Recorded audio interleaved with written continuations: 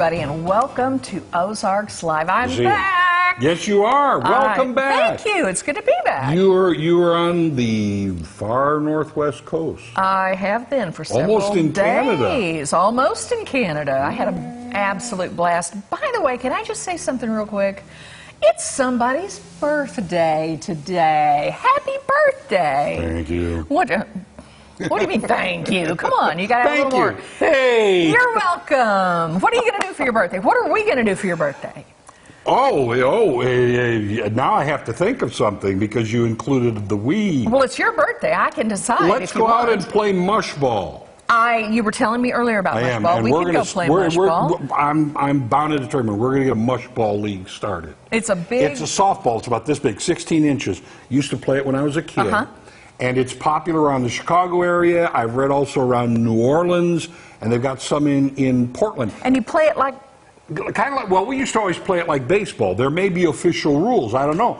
But, you know, you've got something about the size of a small watermelon, but it's kind of soft. Nobody uses gloves. So all you need is the mush ball, a bat, and then paper plates or something for bases. To mark your bases? You got a game. I think that sounds like fun. Everybody can play, because even the people who are big-time hitters, that ball ain't going to go that far. Well, that's good. It's still a mush ball. We've got a fair amount of real estate out here around the station. We could go outside and play. But I do have a little something for Tom. Do we have a little something for Tom?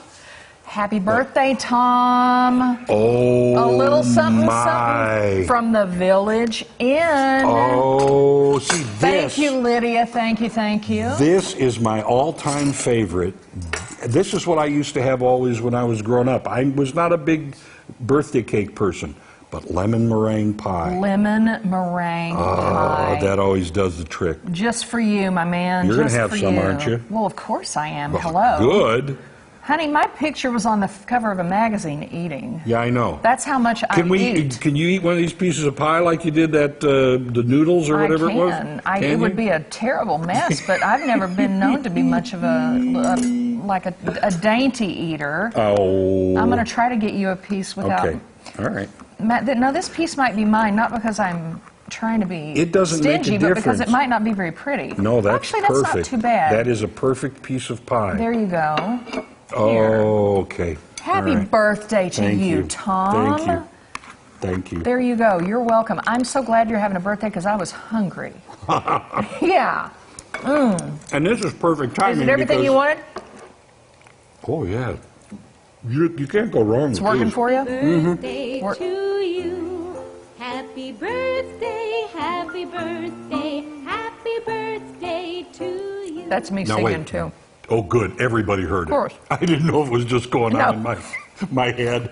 Sometimes during the day, I just stop and I hear that song. You just hear happy birthday in your head? Yeah. Well, usually on my birthday. Man. This is so good. Thank you all. And yeah, Village Inn. And thanks, Village Inn. Hey, as I mentioned, I am back from Seattle. Got my hair cut off, by the way. Did you notice? It's beautiful. Yeah, I got like 12 pounds of hair cut off. Thank you. I don't know why. You go to a different city, all of a sudden some people get a tattoo, which I will never do.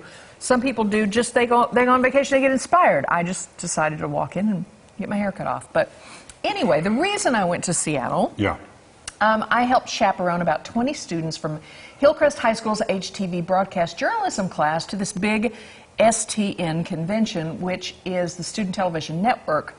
There were like 3,000 plus students from all over the country, all over the streets of Seattle with their gear, their sound, their cameras. I mean, that had to be fun. It was a trip. They were everywhere. Now, part of the convention, of course, is this hands-on storytelling competition. I got to tell you, Springfield came home with some recognition. Oh, yeah. Well, I would hope so. They're awfully good They're very, very good. Now, these students are from Central High School, Central Intelligence. This is Sasha, Mariah, Katie, and Michael. Sasha and Katie took second place in something called Nat Sound Package. Really? Yep. And Michael and Mariah took first place in something called Video Tip, where they give you a tip on how to do better videos. So a second and a first, yes. When you consider all the competition, good on them. That's amazing for Central. And Hillcrest Hillcrest brought home an honorable mention in something, Sweet. which is called the Tell the Story Editing Contest. This is Colby Bogle and Austin Hemingway from HTV, and many of these students took part in a competition every single day, but there was some free time. Yeah. The students all really enjoyed the trip. There's my daughter, up to the top of the Space Needle. Wait. On top of the Space Needle? Yeah, there's a whole lot of big, fat glass up there, thank goodness. Because you know okay. AJ, even if there wasn't, she would get up there. And the students there, Bogle and Hemingway, is that the famous Bogles? Of course. Good one. I like that. Yes, the very famous, world-famous Bogles. Not to mention the Hemingways. They took advantage of rental bikes.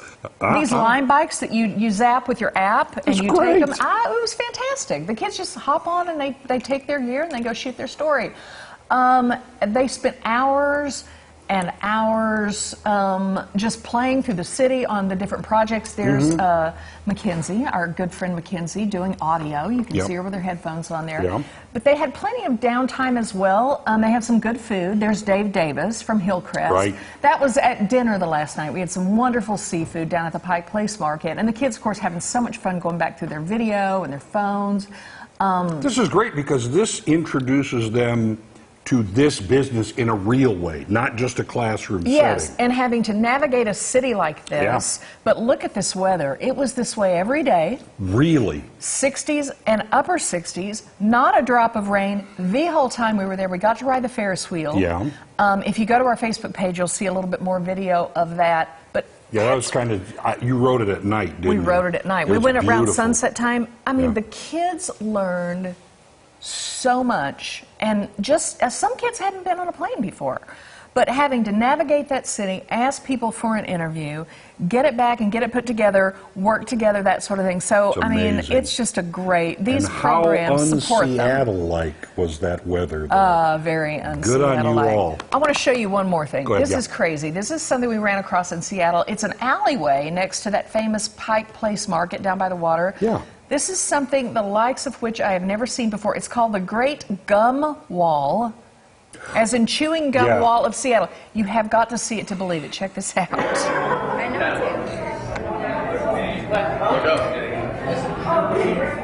know. See that? We are walking past the gum wall. What am I seeing? She's going to give me some gum to put on the gum wall. This is crazy. I don't really understand it, but everybody puts their gum there. So, here, throw me some gum. Here. She got me. 2 pieces since they're small. Ah! They're really small. Okay. And then I can put it. It's taller than I am. Amazing. No, I was going to say you're flexing. Nice.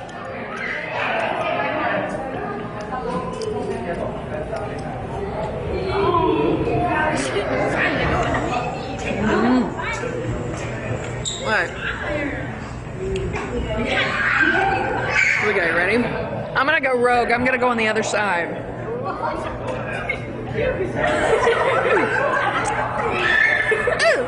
Okay. Ooh! There we go. There's my gum! Right there. Okay. It's the gum wall, Seattle. Yet another reason to love Seattle. Do they have the hand sanitizer kiosk right on the other side? Oh, and I'm not usually weird about things like that, but it was crazy. That thing's like 8 feet tall, 50 feet long. Yeah, and it's now you know where to get free gum. Exactly. In So Seattle, if you're you just pull it off the wall. in need of some gum, you know, you pick and choose. Do you want mint or do you want... Yuck, and you're touching everybody else's gum when you're putting it on there. They scrape it off and then they put it back on. All right, coming up, Will Pie. Worsham is back to answer a viewer question on today's Speaking Legal. Don't go away. Ozarks Live.